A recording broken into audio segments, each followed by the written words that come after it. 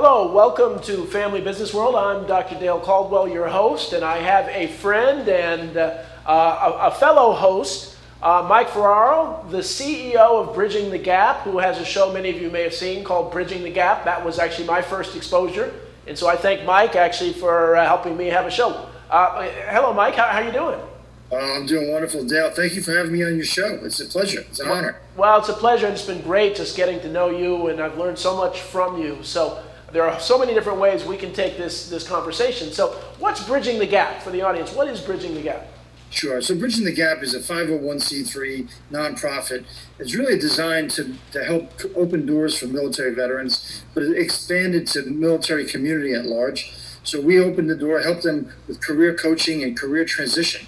Now more than ever, it's going to be needed given the economy and 42 million people laid off. It's going to be very competitive out there. And already Bridging the Gap has placed over 600 people in jobs, 600 veterans in jobs because of your programs. Is that about the right number? We're close to 600 over the last 4 years, but more than that, we've helped over 2,000 in helping them with resume support and getting ready for interviews, and even getting them, other resources that they can learn about, like for instance, helping them do their profiles on LinkedIn as well, all for free. We don't charge a dime for anything that we do. Well, so much that you've done for the military, and as you know, I'm executive director of the Fairleigh Dickinson University Rothman Institute of Innovation and Entrepreneurship, and one of our programs is Veterans Launching Ventures. We'll talk about your participation in that, but we're going to partner with you on Bridging the Gap. But before, I want the audience to hear your incredible history. So Mike, where were you born? Where did you go to school? And how did you end up, in the veteran world? Sure. So I was born in Queens, New York. We moved down to Howell Township in New Jersey back in the 60s, mid-60s sometime, around 67, somewhere around there. And went to school, in grammar schools, high schools at Howell Township. And then at 18, joined the military my senior year in high school and delayed enlistment and went in to be an aircraft mechanic. So active duty Air Force, was stationed all over the country. My last assignment was in the Netherlands. So after about 5 years of active duty, I crossed over to the Air Force Reserve and went full time with them until 32 years, until I turned 50. Wow. And during that time, I flew for 12 years on cargo planes, and then had the honor of being the command chief master sergeant for the joint base at McGuire-Dix Lakehurst. Wow. But then kept screwing up and getting promoted. And before you know it, I found myself I'm in the command chief role for 28,000 airmen. Well, yeah. So tell me about that. What does that mean? So you're the command chief for the layperson. What does that mean? So basically, it means I am the eyes and ears of the enlisted corps, which is about 80% of the military that make up the military. And my job was to oversee the health and well-being of all those enlisted, make sure that strategically and tactically that they can do their job. Wow. And so I reported to a 2-star general and be able to get some of those roadblocks and those challenges out of their way. Wow. And so what geographic area was this, the 28,000 people? About from New Jersey to Guam. So it was pretty far. New Jersey to Guam. Holy cow. That's 18 installations. Unbelievable. So did you do a lot of traveling? I did. Yeah. I did, all over the place. And we would go for 2-3 days at a time. So it wasn't like it was a long time where we would go, just a couple days at a time. So nobody can question your military chops. So you left that, working for a 2-star general. What happened next? What did you do next? So what happened for me was I had the opportunity to open up Bridging the Gap for Veterans. And it started with another company called VIP Careers. Okay. And VIP Careers was a for-profit company started in 2013. And then what happened was I was able to sell that, and because it was based on job shadowing. So I created this Patriot Fellowship for a 3-day job shadow. It got tremendous support. And then I was able to take that and then sell it, and then consult for a couple of years, and then started Bridging the Gap in 2016. Okay. So it's been a nice way to start from a for-profit to go to a non-profit as well. So the Bridging the Gap. So what is the gap referring to for those that don't know? What is the gap? So the gap is really that transition piece when you're leaving the military Right. and you go into civilian life. Right. But also it's for the gap for those veterans who are unemployed or looking for a better job or underemployed.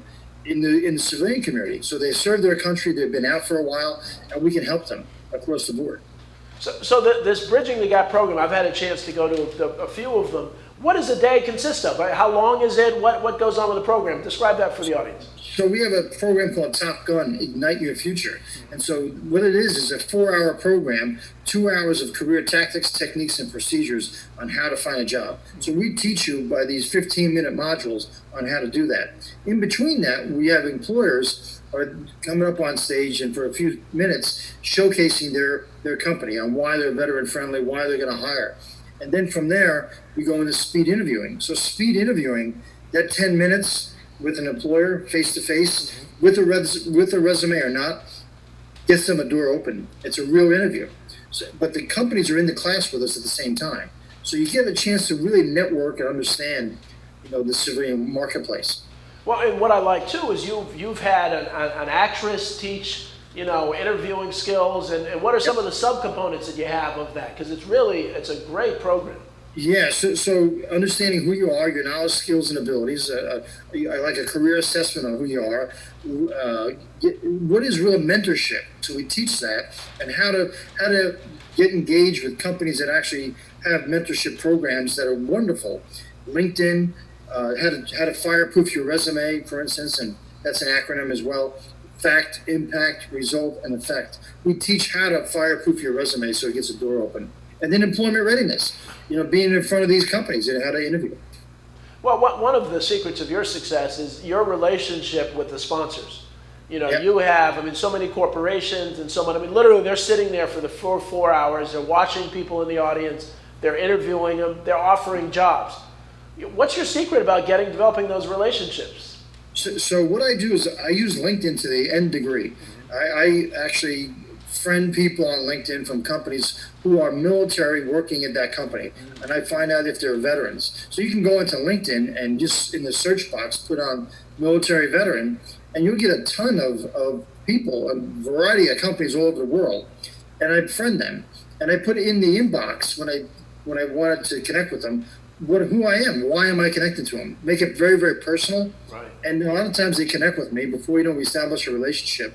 And now we have 90 companies in my platoon. Wow. In all hiring. Wow. Even today, with the crisis going on, we got companies that are hiring.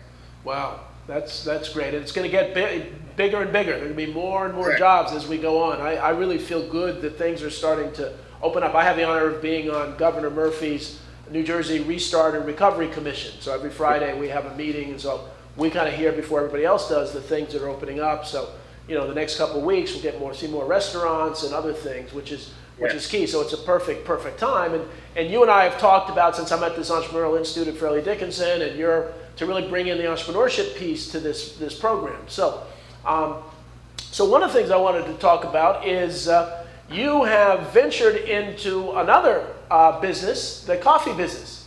Correct. And so how did that happen? And tell me about what's been the genesis of that program. Sure. So I've been involved with a couple of different coffee companies over my life in the last 7 to 10 years. And so what I've learned was that there's an opportunity there to really exploit, because the fact that people love coffee. And I found a way of how to get business to businesses to really step up and take part and really get involved in our company by offering them not just an ROI of helping them find veterans, but also helping them say thank you to veterans or military units, or now public service like law enforcement, firehouses, EMS, and even hospitals and the frontline workers. And by buying coffee and then donating it. So it's a tax deductible item because we're a 501c3. Right. All the coffee is going to those units. So we created a relationship with a local coffee roaster in Bricktown, New Jersey, that's got a wonderful coffee blend. And when we went to them on this whole idea about bridging the gap and having our Adopt a Coffee program, they loved it. And so we were the only military-related coffee roaster, if you will. And so they're roasting our coffee under a private label, our label, and then we donate the coffee to these military units with the support of these corporations. Love it. And then on the back end, we're helping those companies find veterans to hire. Wow. So it's a very simple way. It's a product offering, and at the same time, they're getting a chance to hire veterans, and it's tax deductible because they're not using it for their own consumers, their own employees. They're donating it. Wonderful. And so the bridging the gap comes in for the hiring, right? Correct. The hiring. So it's a perfect partnership between the Right. two nonprofits. And you've had incredible success since you started. When did you officially start, and how many organizations you're working with now? So we started with in October. October, We actually started the program. It wasn't too long ago. And we did a pilot for a couple months just to see how it goes. And right away we hit 10 to 12 companies right first in 2019. And then what happened was in January, after the holidays, people started the businesses started getting back into play again after the holidays. All of a sudden, now I got over 50 in our platoon. So we also went back to the companies that were part of our program, of our Top Gun program, and said, would you like to be a part of this as well? Now we got 90. Wow. We got 90 companies in our platoon. So we're going to make a big splash once we get past 100. Yeah. Make a big announcement on that. But we're also looking at consumer base, too, to get into food stores. The Boy Scouts is now selling our coffee. Junior ROTC and Civil Air Patrol, we're talking with them as well for fundraising. Yeah. Amazon, we'll be with Amazon Fulfillment Center hopefully by the end of August. Oh, really? Really? Yep. And so now what does that look like? So if you say you're with them, they're the sponsor, what are they buying? So what happens is Amazon will support us by marketing our coffee on their website, on their portal. Right. And our roaster will then will roast coffee, and then we'll manage the amount of inventory that goes to pick and pack at Amazon. Right. And so in Robbinsville, New Jersey. Wow. And so we have the whole dashboard. We can see what our inventory looks like that Amazon has on site. And so we'll manage that flow, that logistics, in transit visibility. And they give us the tools for all that. They take a little percentage, but they're doing the picking, the packing, and the shipping. And then every 2 weeks they'll send us a check. Wow.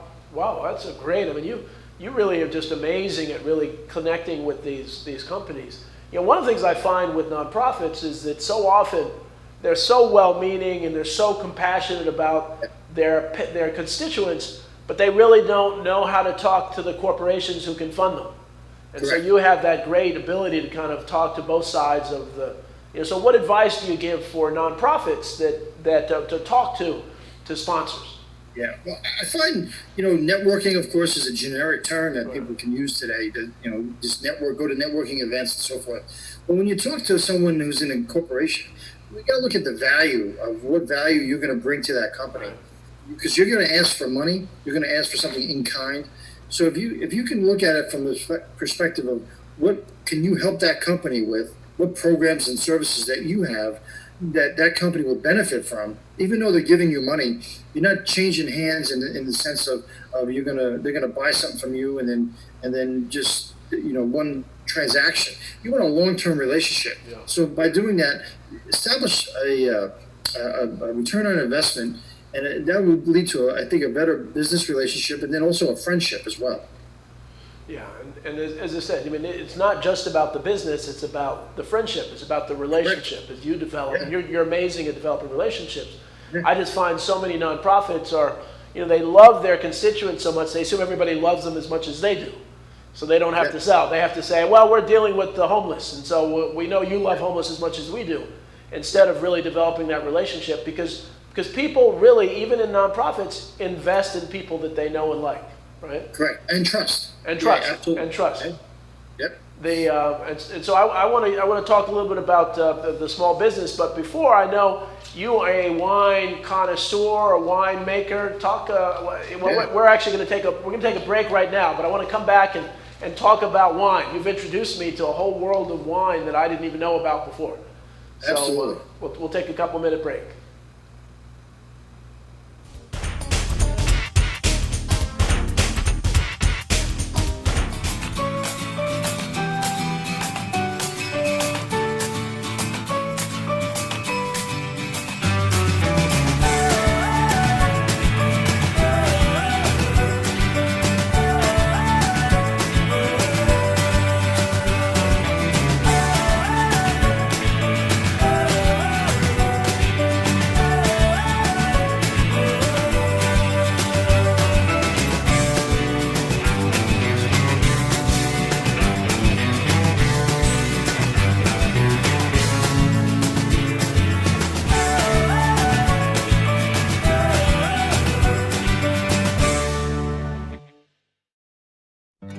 I want to be a contender. I want a warm belly to sleep on. A big house. How do I look? Do I look good?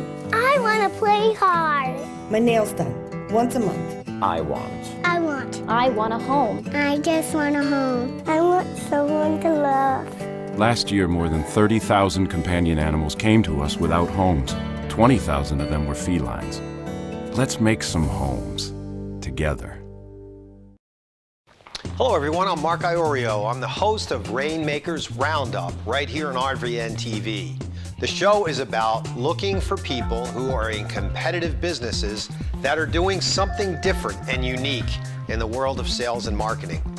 Join me right here on Rainmakers Roundup on Wednesday mornings at 9 a.m. and then again on Thursday evenings at 6:30 p.m. right here on RVN TV. Today's show is sponsored by Caldwell.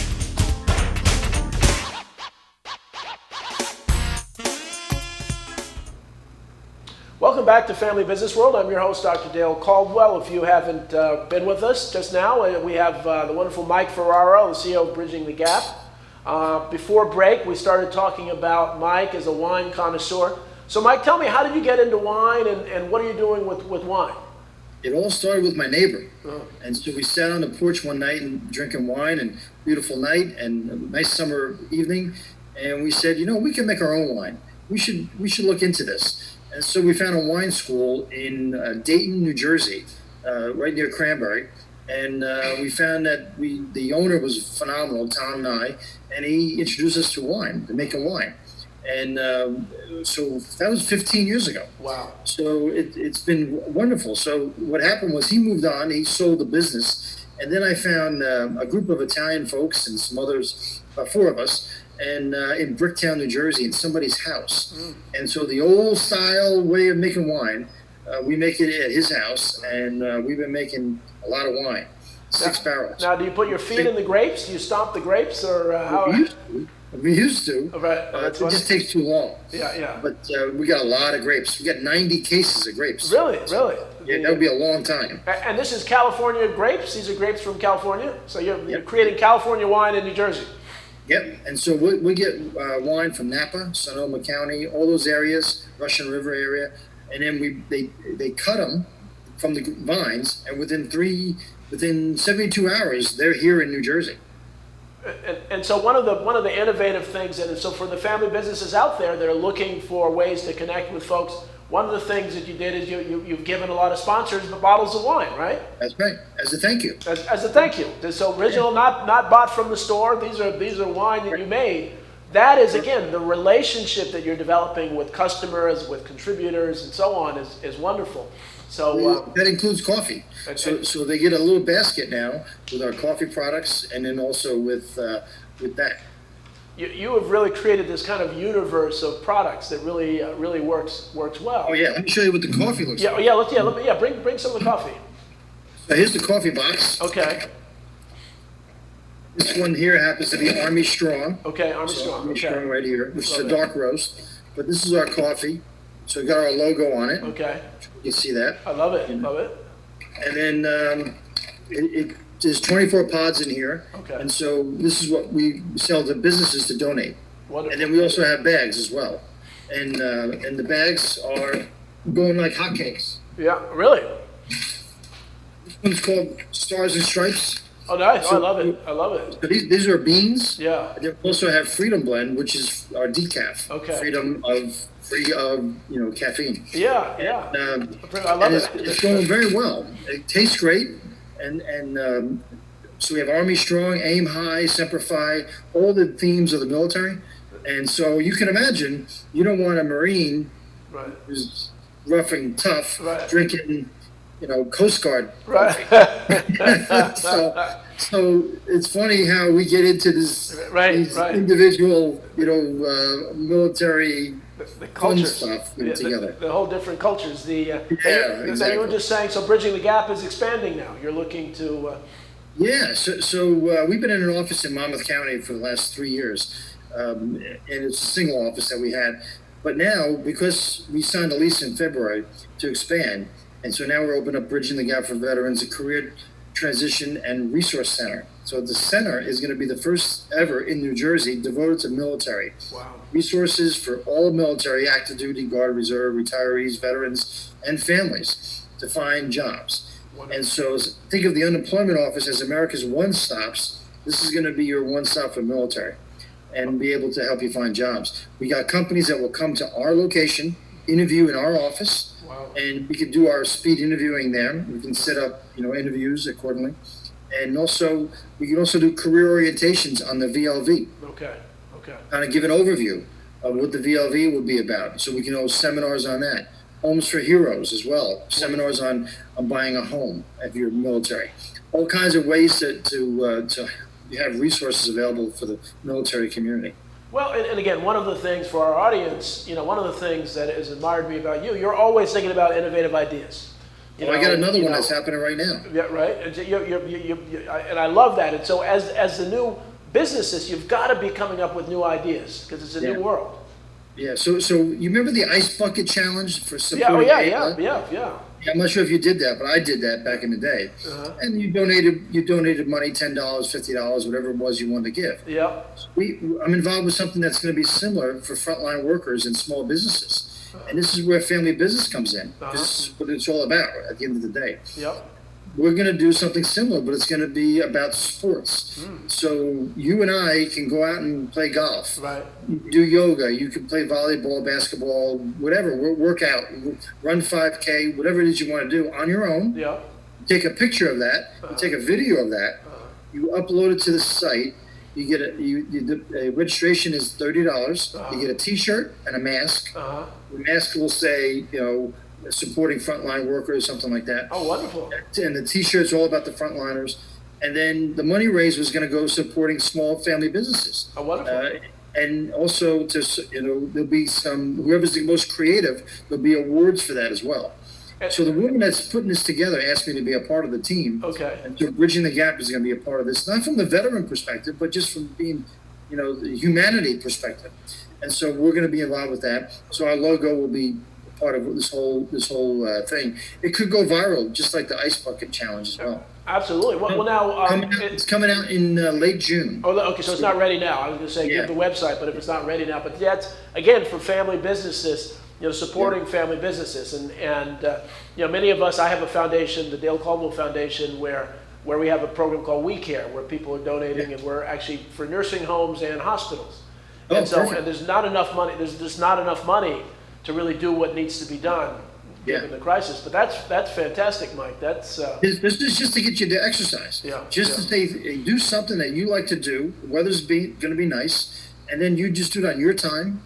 And then just know that you're donating something that's going to be a good cause. So then the money will also buy gift certificates and things like that to hand out as well. See, that's wonderful. My daughter and I, who's in studio now, we play tennis, as often as possible. So we'll do that with tennis.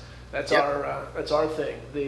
So now, as you know, we run this Veterans Launching Ventures program, and so we have fall, a spring, a winter online, and we're now doing a national online. And you were. We were lucky enough to have you in our spring class for this coffee that you got it going. And so I can tell you as the director of the program, but I want to hear from a student. How did it go? How was our Veterans Launching Ventures program? So first of all, the content was spot on. It was exactly what I needed as a business owner from being in business for several years. It helped enhance my program. I wasn't going for investor funding. I wasn't going for capital. But what it did is it focused me on my mission, and it also really defined some unique things that I wasn't thinking about on a competitive analysis and so forth, and also on logistics planning as well as finance. It opened my eyes to some new financial things on a pro forma that I wasn't aware of or knew of. And so what also was good was the advisors are incredible. The amount of experience and mentorship that comes from that was invaluable. And so now I have a personal relationship with my consultant, my advisor, and I know he's going to help me moving forward. And also I have the research to talk to the others as well, the other advisors. So I feel like I have a living document with these great experts that can help me.